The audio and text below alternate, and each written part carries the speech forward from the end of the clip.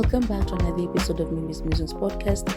I'm your host Gungo Mildred, and I'm so glad that you've chosen to join me today. So, on today's episode, I am going to talk about my time in Sharjah. I'm still continuing with that story. So, on today's episode, I'm discussing about my roommate. Okay, before I go there, I just want to announce something. It has gotten so, should I say expensive or what? For me, it shouldn't be, but it is. For me to be uploading shows on Wednesdays and on Saturdays. So for now, you can expect an episode this coming this coming Wednesday. But then from the first Wednesday of February, there'll not be an episode. So it's only going to be episodes every Saturday.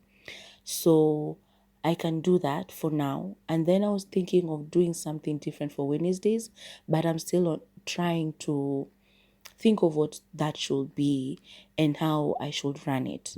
So for now, I think I'm just going to be uploading shows every Saturday because it's okay. I'll still be consistent and it's going to be okay. So there won't be any issue. And I think I'll just start on whatever I choose for Wednesday after I'm ready. Okay? Yeah. So I'm going to just go straight into the story. So when I went to Sharjah last year, before I went to Sharjah last year, I was looking for a place to stay.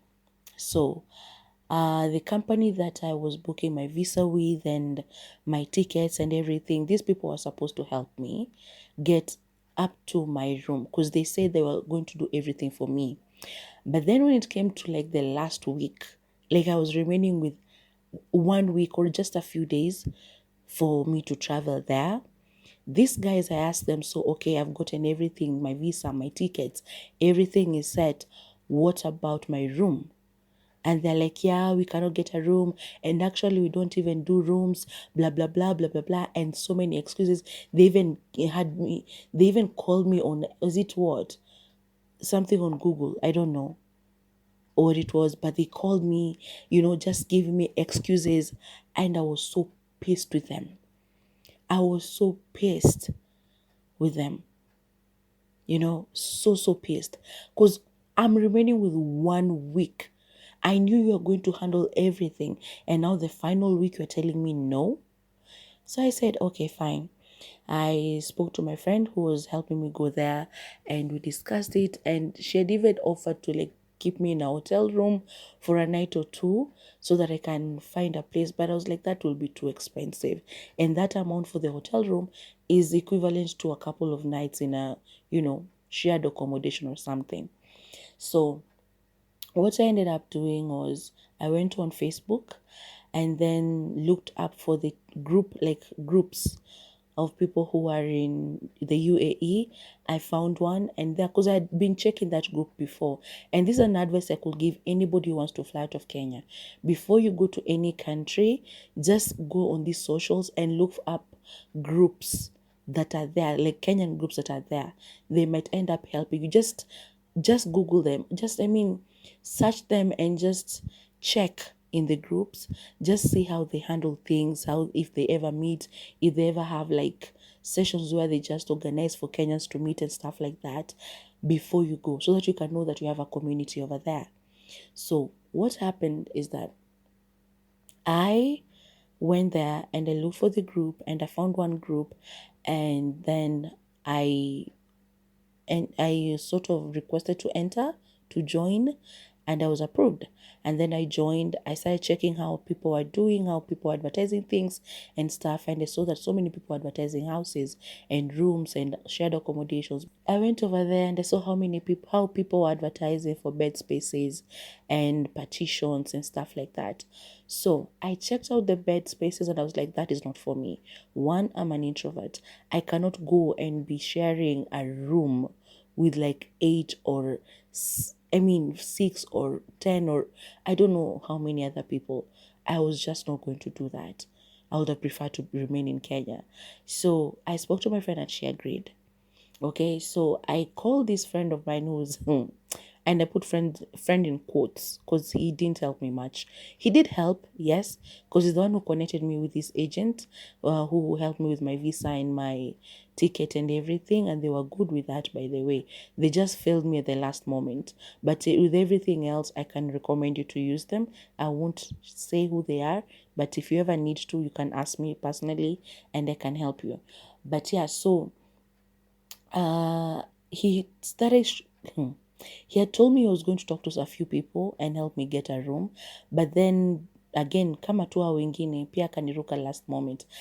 When I asked, akaanza kunitumia maroom zingine zenye hata they just didn't make any sense.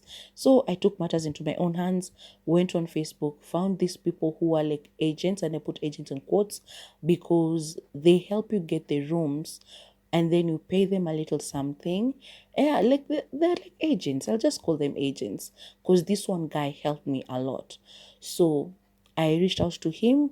There's a number he gave me. I started chatting with him on WhatsApp, and then he was like, okay, fine. When do you want to get the room? I told him I'll be arriving on the 20th, and he was like, okay, sawa sawa, let me check. And then he took a little bit of time. I think it was a day, and then he came back to me and he was like, here's the number, here's the room, it's going to be in this and this place, it's a good place, call her or text her and then talk to her. I texted this lady and we started chatting. I was like, yeah, hi, my name is so and so. I'll be coming in on the 20th, and so I'll need a place to stay. And she was like, okay, sawa sawa. I'm looking for somebody. Are you Kenyan? Yes. And then I was like, okay, sawa. So will the room be ready? Can you send me photos? Let me see the room, the house itself. And then she sent me the photos of the room, the bathroom, the kitchen. And I was like, okay, sawa, that's fine. Because I wasn't looking for something fancy. I just wanted a place that, at least a partition, a place that it could be like 2 or 3 people max, but I didn't mind sharing the rest of the house with other people. As long as where I'm sleeping, there weren't like another, a whole lot of people.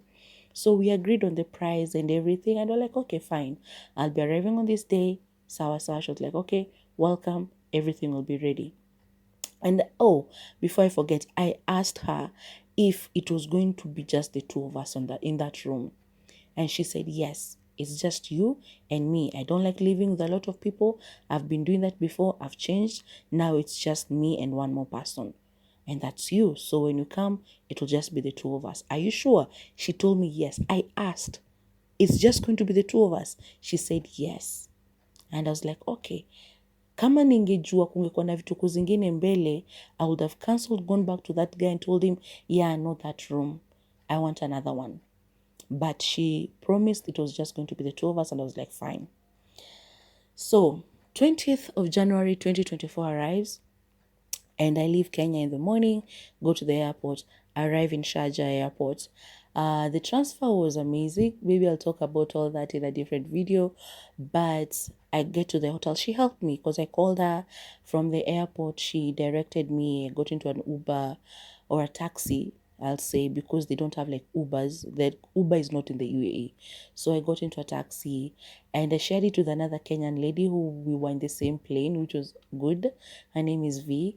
So we went and then I got to where I was going. She came and picked me up from downstairs, helped me with my bag, and we went up the lift into the apartment. Beautiful apartment. It was nice, but it was at night, so I couldn't like really check the surroundings. But of course, if you've ever been to the UAE, the buildings are tall, so all of that. But then me nikafika, I was like, okay, sawa sawa. I get into the room, and I think I mentioned this in a previous video. It had other women. Like, I was like shocked, but the beds were just two. But actually at the time it was just one bed. She was sleeping on a mattress because of a whole other story that I don't think I want to get into that. Anyway, she got her bed a few days later after that. I think 2 days later or a day later. So she was set. But when I went there, it was a mattress. So I found some ladies sitting on my bed and some others were sitting on her mattress. And then there was somebody on the chair because she was making someone's hair. So I say hi to everybody. They were all Kenyans and they were so nice as they can be, of course. And they're saying hi, asking me about Kenya, blah, blah, blah, blah, blah, blah. And then if you had Lulu's story, you had like what I said about she brought me food and all of that. Fine.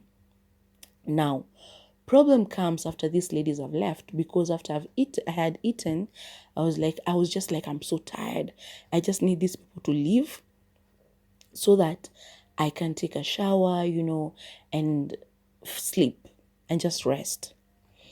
So I texted my friend. I told her I had arrived safely. I think she called me. Yeah, we spoke on the phone. I called my grandma. I texted my aunt, or I called her as well. I don't know. And then I texted a friend. No, I didn't text that friend, other friend. It was just 3 people that night. And then when these ladies left, because aliwazitikisha wakaenda, so mi prepare, nikachukua vitu, and before I went to the bathroom, because nilichukua mafuta ya kujipaka, roll on, everything, my toothbrush, toothpaste, like Jumi says, sikupata curtain, so I knew I wasn't going to have privacy. So I knew like itabidi nikabadilishie kwa bafu. And me, even though I went to a boarding school, I do not change in front of people. So I took my night dress, my night gown, like my lesso, towel, nini, kila kitu. Nikaenda nayo nini kwa bafu. Actually, I didn't have a towel because while I was packing from Nairobi, ilikuwa inaongeza kilo mingi sana, like my travel towel, so I didn't carry it. I took my lesson. So just before I go to the bathroom, somebody opens the door and it's a man. And I'm like, who is this? In my head, I'm like, who is this? And he goes like, hello, how are you? And he has a Nigerian accent. Immediately, like my nini zitango, the alarm bells go off in my mind, and I'm like, what the hell? Because the day that I was traveling, I had just left Kenya. There was a case. A Nigerian man was suspected of killing a Kenyan lady in Roysambu. So na nafika huko napata Nigeria anaingia kwa room yetu usiku. So I'm like, who is this? I say hi, and he asks me like, what's your name? I tell him my name. I'm like, I'm Mildred. And he tells me, he says in pidgin English, like, I don't think I've ever had a name like that. So I'm like, what? He repeats now that in proper English. He's like, I don't think I've ever had a name like that. I'm like, okay. And says, okay, and my name is, I don't think I want to use his real name as well. So I say, let me use Ken. He says, my name is Ken. And I'm like, okay. He says, okay, welcome. You'll just manage with us. I'm like, pause. Say what now? Manage with who? I start again, alarm bells going off in my head. And I'm like, manage with who? Manage with what? What do you mean? And by this time, by the way, when the ladies went, Akarudi, the roommate came back. I paid her because I was paying her because we were sharing the cost. So mi nimefika, mi ndo namlipa yeye because ya shalipa the whole amount for the whole room to the landlady. So me, I was paying her, not the landlady. So I'd already paid her, so it couldn't like be. Of course, maybe I would have, but sa ningeanzia wapi? Nitoke niende nikatafute room ingine kwingine, and it's not like they're just there. It's easier to get a bed space than it is to get a partition. So, and then the other thing, you never know, like you could be running from one person going to the, worst person, ukidhania huko ndo kuzuri. So I was like, okay, sawa sawa. I went, took my shower, brushed my teeth, blah blah blah, came back into the room, and then down the mattress. And now, because the lights were still on, have you ever just had this feeling that mtu anakufuatisha macho? So somebody's looking at you. Because mi nilifika on my bed, naekelea, like narudisha mafuta, naziweka kwa bag nini, so that I can get into bed. And this person, macho ziko tu kwa mgongo yangu. I move this side and I can feel him following me with his eyes. I move again. I turn back and he's looking straight at me. He wasn't even blinking or, pretending like he wasn't looking at me. He was just staring. That thing made me afraid. So I switch off the lights. I'm like, okay, the door. I tried to lock the door, but it couldn't lock. I don't know. I didn't know how to work the key. But then I go to bed. And I enter into my bed. I enter onto the bed and I text my friend and I'm like, hey, yo, there's a Nigerian guy in this room. This lady told me that it was just going to be the two of us, but now I'm here and there's a man in our room. Like, what are they? Are they bad people? Are they planning to do something to me? Is this something that she does, recruits women from Kenya, and then she brings that Nigerian man to do something? Like, what is happening? Is he her boyfriend? What, her husband? What is, and why did she lie? Because that was the biggest thing. Why did she lie? I asked her and she lied to me, point blank. She lied. And to make matters worse, there's a time I asked her, like I told her, you guys should be telling people the truth. If I'm coming to be staying with you, you should tell me the real situation that I'm going to find here. And she laughed it off and she was like, why should I tell you? So that you can refuse to come and give me all the money that you're bringing with you from Kenya. I need the rent money. I was pissed. But anyway, that's a little bit in the future. So this day, I'm trying to sleep, but I can't. So I'm texting my friend and I'm telling her, if you don't hear from me, just know that I came.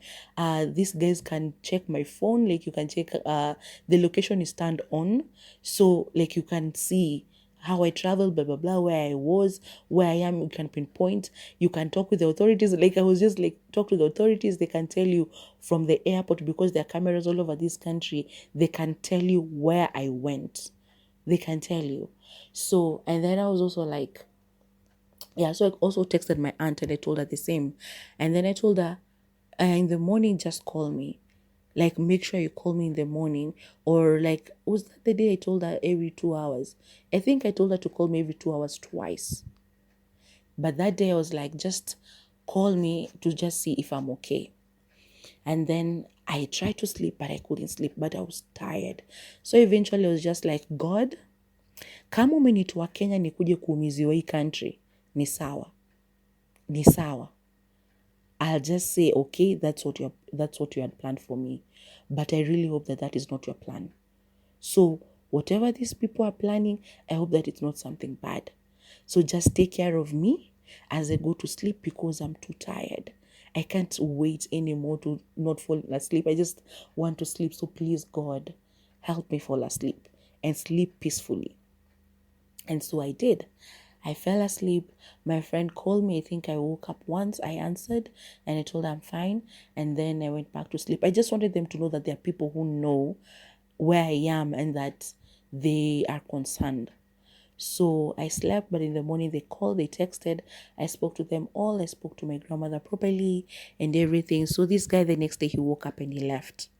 So during the day, I asked this lady, like, hey, who was that? She tells me, that's like my boyfriend.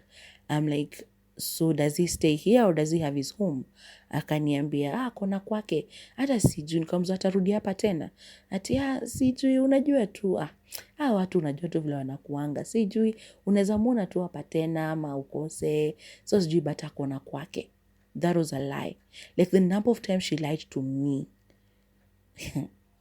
So I'm like, okay, juu ameniambia akona kwake and si lazima, nikamwambia hope atarudi, because mi sitaki kukaa na mtu mwingine. I asked you na ukaniambia ni si wawili peke yetu, so I'm not interested in living with more people.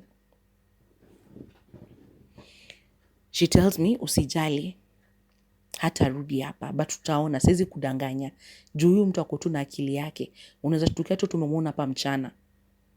Yeah, because that's where he lives. Seriously. But anyway, mimi nika answer my day. So she was making other people's hair, and then in the evening she took me to the supermarket. We went and shopped for the things that I needed, like rice and oil, cooking oil and stuff like that, like what to eat for dinner. And vile nilifika tukaamua wacha tutakula pamoja. I will be cooking whatever. It's easier because we live in the same room and the guy wasn't there during the day. So it's easier for us to be cooking the same things. We eat together and stuff. That was like, I knew I had to put my things separate, but I was open to that idea because we're living in the same room. So why should we cook separate things? Until she did something. So hiyo siku tulibuy samaki. And I was like, hii ndo pesa ya samaki. Because if you see the size of the fish and the amount of money you're paying, you'll feel like you're stealing from this supermarket, because the fish were big. And then we bought them. She bought, I think, two, and I bought two, and we bought like chicken, and we bought, I think, beef, just so that I can have like a variety of things, because uko greens hakuna. So ni leo ukule nyama, kesho ukule kuku, kesho kutu kule samaki, ni nini. Vegetables ni cabbage and lettuce and mamboga zingine hapa, as I said in a previous video, that zinaka spinach na sijui nini, like si mboga za kawaida, but I used to, because nilikuwa nimebeba unga ya ugali, I used to cook them and eat them with ugali. So anyway, tukanunua hizo vitu zote, and then we went back to the room and we made the fish and ugali.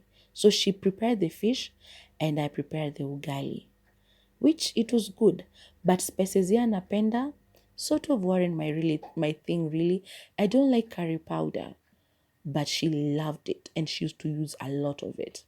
But anyway, the fish was still nini tamu. So we ate jioni again. We went to shower. Coming back into the room, this guy comes again at around midnight. And I'm like, what is this? This woman was like, and the way he's talking and moving around the room, huyu ni mtu anakanga na huyu dem. Si ati, okay, namuita dem, but si dem. She's old enough to be like my mom. But nikawa nakanga pamoja, so I don't get why she lied.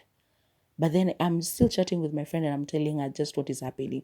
I used to give her like daily updates of my stay over there, because I was just like, yeah, somebody needs to know what I'm going through. Because what is this? So anyway, the next day, I wake up in the morning. So I started noticing something. So he would leave the house at around 9, and then I would wake up after that. So that was the thing I used to do. I would wake up after he has left, just so that I don't have to get out of bed while he's still in the room. And I used to tuck myself in the bed vibaya and sound like a kid. I don't remember the last time I used to tuck myself in bed, just so that usiku nisilale nikipinduka hivi nini isonge. Like I was using a fleece blanket so that nikisonga isisonge, nikipinduka isisonge, nijipate niko naked or something in this. Like that was one of the most uncomfortable things I've ever had to endure for 2 months. For 2 months straight. Anyway, by the end of the first week, so she started telling me, oh, I don't even think that he's going to be leaving, because he's leaving the UAE by February, because this was like after January 20th, yeah? So she was telling me that he's leaving by mid-February or something, or the first week of Feb or second week of Feb. So I was like, okay, neza vumilia until then. I was just telling myself neza vumilia, because right now I can't do anything about it. Nishamlipa. Nishaka hapo a couple of days. So this guy was not going anywhere. Eventually I was just like, okay, I'm living with him and this woman, I'm not happy about it, but ni sawa. I don't see him a lot during the day, because during the day he will come only mchana once while he's bringing her something to eat during the day for lunch or something, or if he forgot something, ama vitu kama hizo, because his job was flexible enough that it could allow him to just pop in and then go back. And also I would see him when he's off. He used to be off like once a week, and I hated those days, because they meant that he was there the whole day. Alafu alikuwa na kitu, maybe ni vile amezoeana na comfort level yao na pia everybody else in that area. He will come anabaki na boxer na ametoa shati, and is walking around the room like that, going to the kitchen, coming back into the room. And I'm like, so usiku, whenever he will come, after saying hi to him, I would turn and look side ya ukuta, put my earphones on, go on Instagram, and just start stuffing. So ama ni watch something on my phone, ama my lapi, and then I sleep. Juu hao wangekuja waanze story usiku. He comes at night, this is midnight, alafu anaanza kupigia watu simu Nigeria. And if you know anything about Nigerians, haongeangi pole pole. So he's shouting, and it's in the middle of the night. Na anaongea ni kama ni asubuhi. Ama kama si hivyo, hiyo asubuhi atamka kitu 7 ama 8, ako kwa simu. They kept me up the previous night until up to 2. Alafu inafika asubuhi, zenye tu usingizi imeanza kukuja hivi, ndio anaanza saa nini kuongea tena kwa simu. And I'm like, can you just leave and go to work so that I can sleep or rest or something? But yeah, he was just something else. Alafu na ndevu kuchana zinabaki kwa floor. And don't forget that my roommate was making hair. So sometimes it would just be all over the place. Hata ifagie. Ama saa zingine she would do blow dry. Nywele ikatike ende kila mahali. And then she's like, bado kuna mtu mwingine anakuja. So I think tafagia tu yote once. And I'm like, isi salon. Like, it would piss me off. I think I have photos that I used to send to my friend showing her like, ebu one floor vile inakaa. Nani, like tiles ni zile za white. Light ikiwashwa zina shine. Yani, ama hata kuna speck kidogo aje utaona ya uchafu. Na imejaa nywele. Ndevu plus nywele za watu. Anyway, when it comes to cleanliness and hygiene, I can talk a lot about that, but sitaki kuaibisha because hata kama hawatasikia hii podcast, they might run into it one day and they just don't want, but it was just something else. But anyway, back to that first week. So after I had asked her about this guy and if he's staying there, nakarudi kuniambia he'll be leaving by the, sijui second week of Feb or something like that. I was like, okay, sawa sawa. Now, do you remember that fish I spoke about the first day? Si tulipika tukakula pamoja. The next day, alikuwa anataka the bigger tin because tulikuwa tumeka chakula ilibaki kwa tin. So, anaitoa juu alikuwa amekula, anabadilisha into another tin.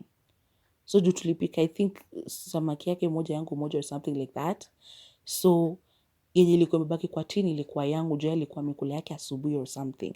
So mi yangu nimeacha nikule jioni. So akienda kubadilisha hii tini because she wanted to use it. Hey, she used her hands. Her hands. Aliingiza mkono. Seti ametoka kuosha saizi ni safi. Na hata kama ingekuwa hivyo, I would have still judged her. Aliingiza mkono kwa hiyo tin, akashika hiyo samaki na mkono, akachange into another tin. I have never been as disgusted as I was that day. Now that is my supper. Like tu niko na unga, sina veggies, ni unga, nipike ugali, na nikula na hiyo samaki. That is my dinner. Na mtu ameshika hivyo na mkono. So it's either zile vitu zingine tulikuwa tumebuy because by this time vitu zao walikuwa wamezipata. Like her bed she had gotten a bed. She had a fridge which was very, very nice. So tulikuwa tumeka kwa fridge. So like every other thing I had bought zote zilikuwa kwa freezer, frozen. So I'm like, what am I supposed to do? Nitakula hiyo chakula. Nikajiambia nitaiosha. So that means hiyo supu yote nitatoa nirudi kukaanga hiyo nini. So that's what I did. Jioni vile ilifika, nikaenda nikapika ugali yangu samaki, nikaeka kwa tap. Maji ikaran. Ikatoa yote, supu yote. Like that part alishika, nikaitoanisha yote. Alafu nikaikaanga tena. But hata kuikula tu, like I was eating it and in my mind I could remember that alieka mikono yake. So it was torturous to eat it. I just stopped. Nikakula hizo manyanya zenye nilikuwa nimekaanga nayo tena. Yeye nikamwambia, hii samaki unaweza ikula? And she was like, yeah, later. And I gave it to her. She's the one who finished it. Because I was like, I'm not. Kwanza tu nilimagine mali mkono yake iliguza. I was like, siwezi kula hiyo samaki tena. Na sikuikula, nikampea, akaikula. So after that, I was like, yeah, we are going to be cooking dishes separately in this place. So to avoid us not eating the same thing the next day, what I did is tulienda tena kushop because she was still showing me around, which is something I'm super grateful to her. Like, alifanya vitu mingi zilikuwa zinanifanya na kwa icked. Ama tu nakasirika na she used to, okay. Like, the amount of times I prayed for patience while in Sharjah, living with her and her boyfriend, I think God was just letting some things happen because I was praying for patience. Then, hiyo ndo time niliamua I'll never pay for patience ever again. Unless I was tayari in a situation that required patience. Because this time felt like every other day, something was happening that required me to have patience. I was praying for patience. I was praying for grace. I was praying for I don't know how many things. Because apart from whatever had taken me there, I had to deal with them and their shenanigans every other day, which was not fun. Like totally. Tayari living with this man in the same room made me, I just had a problem with that period. Like there's no other way of saying it. I had a problem with that because I had not signed up for that. But now all the other things they did, eh. Anyway, the next day nilienda nikabuy lettuce na nikabuy kina baby nini, baby what? Baby cucumbers, like tiny cucumbers. Use gonna gina specific, but these tiny cucumbers and cherry tomatoes, blah blah blah. Anything that I needed for like a salad, and I bought tuna. So tuna in cans. They were like 3 in 1 for, was it 12 dirhams? Like hey, huko nao chakula ni cheap. I won't lie. Like, okay, because you have to eat every day, it becomes expensive. But like you can buy food with 100 dirhams and it will be enough for a solo person for a month if you eat it properly, like bila waste. So nikakula hizo for dinner. Nilimwambia leo kukula salad, sijisikii kula kitu mzito. So I ended up buying hizo vitu, nikakuja nikatengeneza salad, and because she had to eat something, hapo ndo tukaanza sasa kuseparate. So I would check if she's eating rice and chicken, I'll be making ugali with something. If she's having ugali, I'll be having rice. If she's having whatever, I'll be making spaghetti. Whatever she was cooking, I was making sure I'll cook the opposite. But sasa she introduced me to something else I didn't know people used to do, or people still do, or grown-ups, adults of her age do. So whenever we'll cook something, ni kama ingempatia tamaa ama kitu kama hiyo, because she'll want to cook the same thing. Like nikijiambia, I think Millie nitapika kuku. So kama najisikia kupika kuku nisiseme.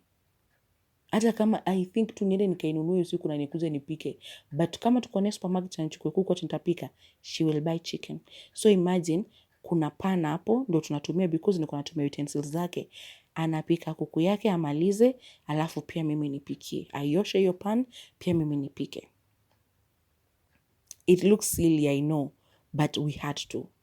Alafu excuse nilimpatia ni yeye vile anapenda kina curry powder and some other spices.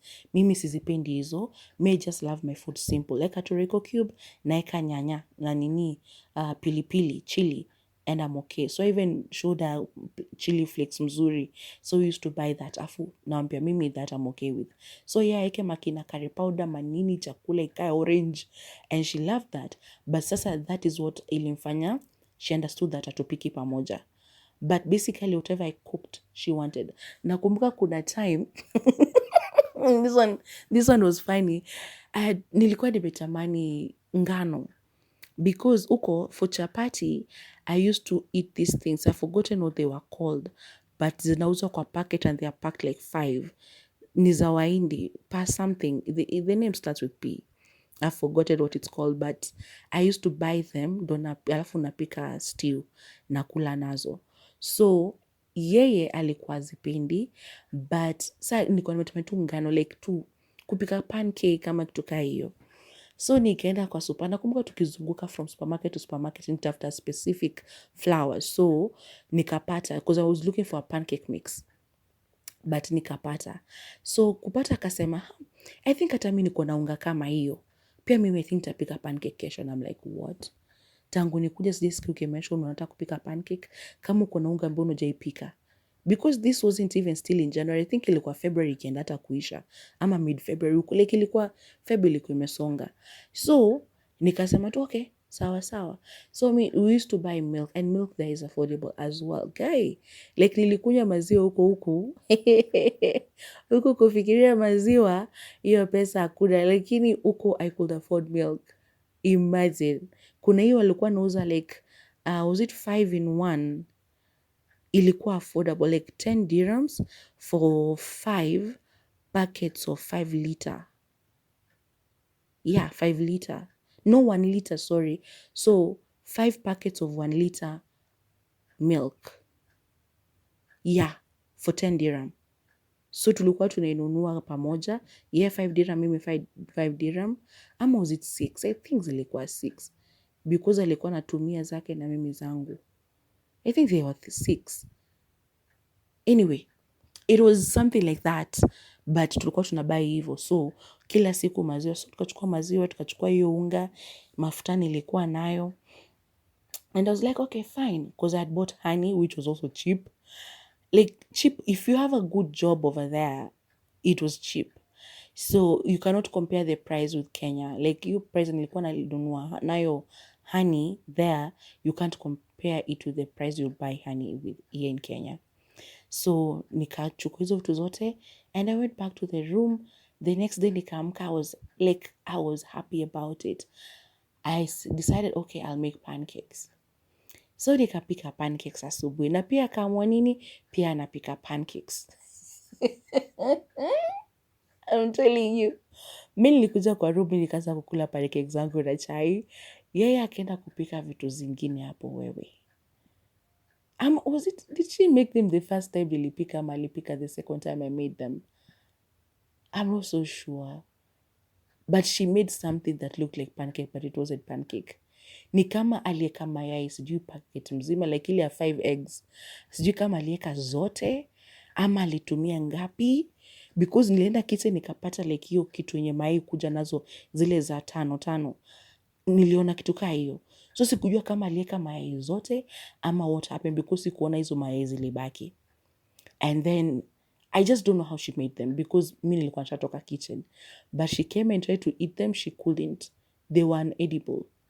So akazieka kwa fridge for some time, akatupa. And I know it might sound mean that I did not share with her, but by this time I had learned something. So whenever I'd make something, kitu kama pilau, ningepika pilau nimgawie. So atakula alafu anze kuokota nyama, aache mchele. And this is expensive rice, by the way. You don't mess with basmati rice. Atakuja yeke kwa fridge, ikae. If pity 1 week, unatimbocha ni clear if anaenda kutupa chakula nilipika, mafuta yangu, mchele yangu, spices zangu. Alikuwa tu manyama akacha the rest. So by this time nikipika pancakes nilikuwa nishajua I'm not cooking food and giving it to her. I'm not. Because hizi kwa nikipika vitu nampatia alafu ana waste. There's a time hizo chapo hizo nilibai nikakula, cause ilikuwa zinakuja 5, but they are tiny, ni kama ile chapati unaweza ona see through. So I think I ate like 4 of them at a go. And don't judge me for them, but I was hungry. Nikamuuliza kama atakula, kaniambia unaweza niachia moja. Nikaiacha nikaeka kwa fridge. Do you know hiyo kitu ilikaa hapo for over 2 weeks paka nikaitupa. I was like, nimetupa food juu ya na yeye ndo alisema nimpe. And when I came to ask her, anacheka ati, mimi hizo vitu hata sinanga haja nazo. Haunanga haja nazo, why? Well, I'm cooking any other thing, utakuja uiongelea hapo, or you want to cook the exact same thing, haitatokea the same, and you end up messing whatever. Cook to what you are used to. But hiyo kitu ilikasirisha sana. So after that I was like, whenever I cook something, I'm not sharing. The only thing I used to share with her was pilau, but alikuwa nafanya hivyo. So after nimemwona the first time, the second time nilimwambia sikupatika mutamwaga mchele yangu. Ati hapana, ile ilikuwa imekaa, nikamwambia juu unafaa kukula na hiyo nyama. Sasa tunaokota nyama alafu na pia umepika the same meat. Hawezi okota nyama alafu ache mchele then utupe. She never made pilau for herself. So mimi nikipika nilikuwa namgawia.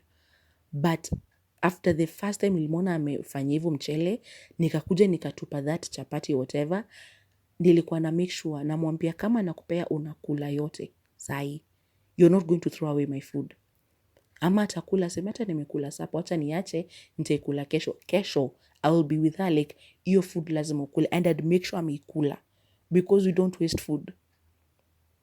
Anyhow, tamana alikuwa nao mbaya. So that wasn't the only thing. Juu kuna siku paka amesema atapika something different. Me, I was unsure. So by the time inafika jioni tukaenda kufanya shopping, ndo nikasema I think I'll buy chicken. Chicken thighs ilikuwa expensive, cheap. Like ungepata chicken thighs, was it 6 ama ni ngapi, for like 6 dirhams offer. So hiyo ukipata hivyo unabeba kubeba. and you go and stock them because that is a okay. Walikuanga na offers from Friday, Saturday, Sunday.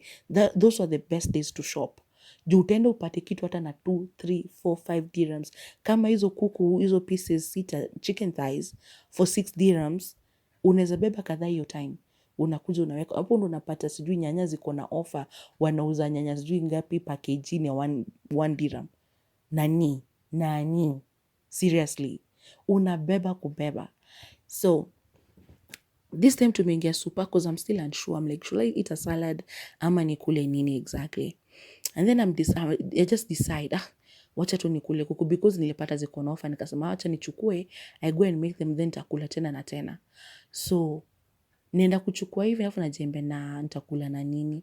Sijisikii ugali, nimekula spaghetti, nimekula nini. I don't want them anymore. Kuna time mpaka nilitafuta githeri. Don't even joke. Niyo mahindi ngumu. Juu kwa mahindi huko ni soft vibaya nga. But sasa nilitafuta mahindi ngumu. Kuna African shops huko tukapata mahindi ngumu. Nikabuy yellow beans, nikapika githeri. I was so happy. I was so happy. But sasa nilikuwa nimekula the same things. I just want something different. So nikabuy chipo. Lizo waru za chipo zishachongwa. Kumedirectiwa vile utazipika. So I bought those na nikabuy hiyo kuku. Hey, madam pia ameshasema hata mimi I think nitakula hivyo. I'm like, what the F? Seriously, what the F? So that is just something she used to do. I think you get the gist. Like whenever I say I'll cook this, she'll want to cook the same thing as well. Whenever I be like, I don't feel like this, I'm choosing this, she'll be choosing that as well. Na ilikuwa ngumu kusema nitapika kitu tofauti because we used to discuss it. Yeah? But anyway, hiyo ni life, it happened, blah, blah, blah. But for the most part, was just this thing of the shared accommodation stuff. I didn't like it. Nakumbuka there's a time that boyfriend of hers, he was sick, alikuwa na homa. Huyu msee amekuja kwa room, anakohoa like all over the place, hafungi mdomo, hafuniki mdomo. Nikashikwa ni homa, and I remember telling them, nakumbuka alikuwa ananishuka hiyo time, mpaka nikavaa mask. Cause nashindwa vile nitamwambia, can you cover your mouth while you're coughing? Na hiyo ameenda job, amerudishwa nyumbani because he's so sick. Amekuja, tumeshinda naye kwa hiyo room.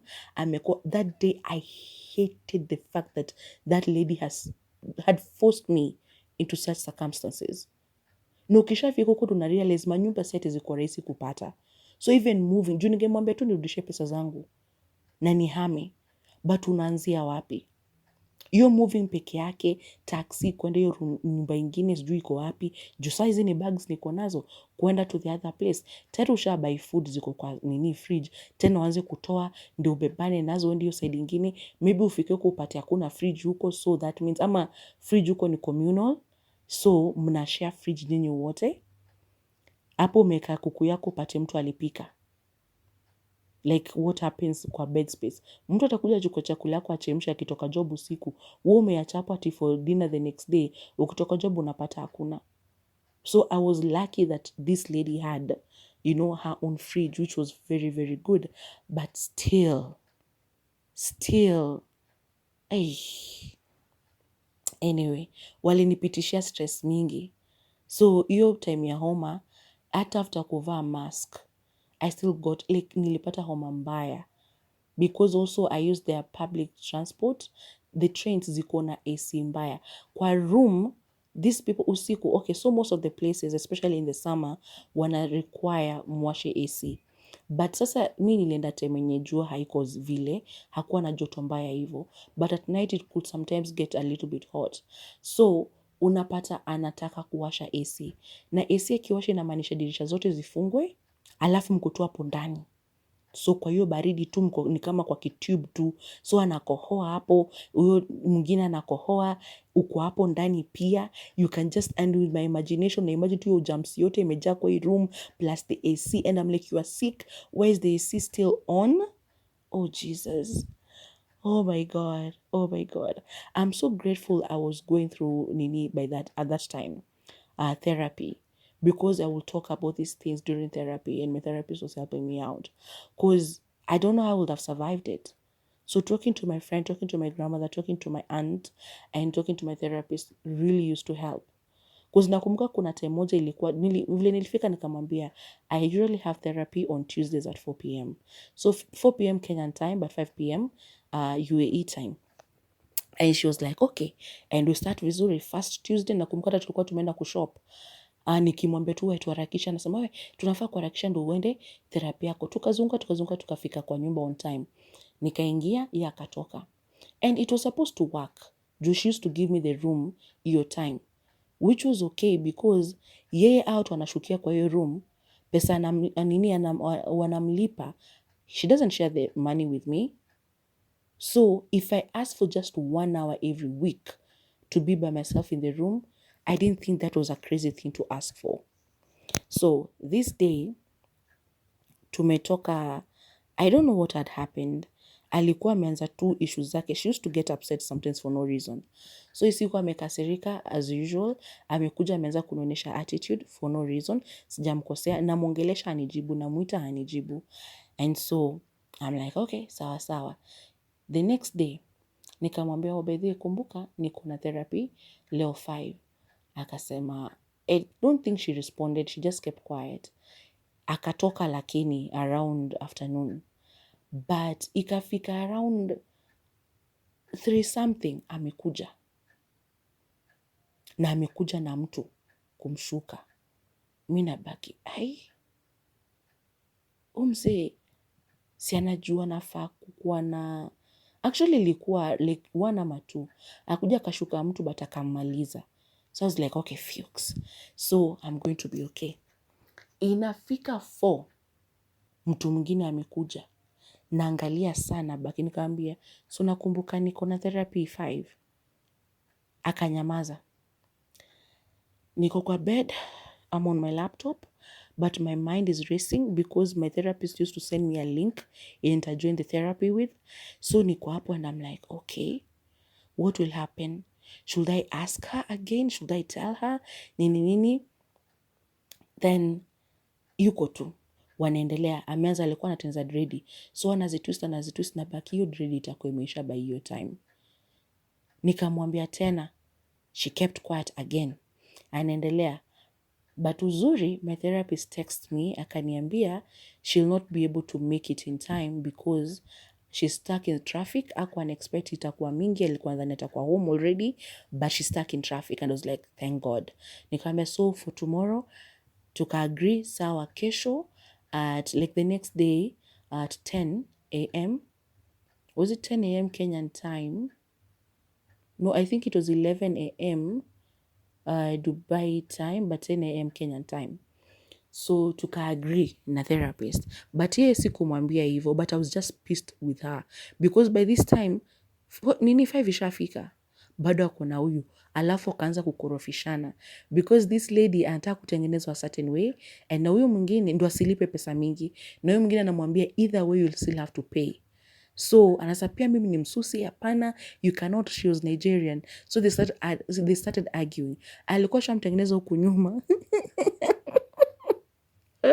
Oh, the lady was like, no, I'm not going to be paying you that much.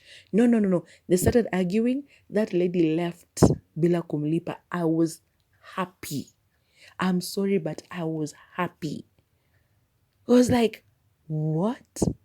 Umenionyesha hii attitude yote. I told you, God ananilipishianga tu hivi nikiona. I taking long. Naonanga tu. Ama sasa ita take long lakini itakuja. Ili kuja so soon, I was so happy. Because walianza argue because of the price. So the lady was like, I'm not going to pay you that much. Huyu naye akamwambia, my roommate akamwambia, if you're not going to pay that, then I cannot make your hair for the price that you want. And the lady was, okay, I'm out. Nigerians wanange hiyo time. So akachukua vitu zake akatoka. Roommate akakasirika akatoka, akaenda kitchen akiongea, mimi mtu hawezi nifanyie hivyo. Kwani unadhani ndo na manager wa kwanza nimetengeneza nywele mnakuja hapa kuniharas, kunisumbua, unataka ati nikulipishe pesa kidogo nini? I was like, now this is the time that she will be sharing with me. We will discuss that what just happened. But because ameshinda kinionyesha attitude, because anataka kutengeneza pesa, na the thing is this, angeenda kumshukia hata hapo kwa corridor. Juni waxing ya nywele, hakuna mtu angemuuliza. Hiyo si kufanya blow dry. It's just wax. Nikiweka tu wax kunini kaka kidogo bla bla bla, 12 style na nivo ameenda. But because alikuwa ananionyesha attitude, hangeniongelesha. So she just started yelling, akaenda kaka kitchen. Nikabaki, unajikalisha kitchen saizi na tayari therapy yangu time ishapita. What do you mean? So when she came back, I was like, so juu singe have therapy leo, nimeweka kesho like 11 a.m. Akasema sawa. So the next day, ilikuwa 10 a.m. I think it was 10 a.m. Dubai time. Yeah, 10 a.m. Dubai time, 9 a.m. Kenyan time. So tuka agree. She was just like, sawa. So I wake up the next day after her boyfriend has left, and I'm like, okay, sawa sawa, let me start now preparing for therapy. Yeah, it was at 10. So I go, use the bathroom, brush my teeth, prepare myself, change, and then I sit down, mimi nangoja. Senye nimetoka kwa bafu, nimerudi tu hivi kwa room. Ndo huyu lady ana decide kwenda kuoga. It was past 9:30. She woke up before I did because she prepared breakfast for that boyfriend of hers. She was up before I was, and she knew my therapy was supposed to start at 10, but akaamua naingia bafu 9:30. Because she didn't have to wait until mi niamke nikatumie bathroom. Angekuwa shatumia after the boyfriend took a shower in the morning. She should have done it at that time, but no, she waited until I woke up. Ndio after nimemalizana na bafu ndo akaenda kuingia. So nile umerudi, naangalia tu saa. Naangalia saa nabaki huyu mama. Surely 9:56 ndo anatoka kwa bafu. Nishatumiwa link. Nangojea like time inafaa kufika hivi ni join the Zoom. Okay, not the Zoom but the therapy session. So anaingia hivi kwa room, namwambia nishatumiwa link, nafaa kuingia immediately time imefika. Akaniambia, kwani siungoje, unaona navaa ama unataka niende huko nje uchi? In my mind I'm like, uliamka mapema, why couldn't you just have showered and gotten ready earlier? Why did you have to wait until now? The ones you could prepare. But I was like, okay, come. I think that day I was so fed up because of every stress I was going through while over there, everything she had put me through. I think that culminated to that moment and I was tired. I think for the first time during me doing therapy, that is the first time I really cried. Wachile tu kulia while you're telling a story, alafu machozi natoka tu because of a sad moment. This one I cried because I was just getting it all off my chest. I was tired with this woman at this moment. I was so done. Because attitude, kuonyesha attitude, and you haven't done anything wrong. Haujakosa, ni mtu tu ameamka, akaamua today I'm going to show this woman attitude. So anyway, she gets ready, akavaa nini, akajipaka mafuta hapo pole pole. Saa imefika 10. Niko tu. Masaa inasonga. 10:01, 10:02, 10:04 ndo akatoka na viatu akaenda nje jikoni na bag zake na kila kitu. Akaenda kumalizia kuprepare jikoni. And she wasn't even going anywhere.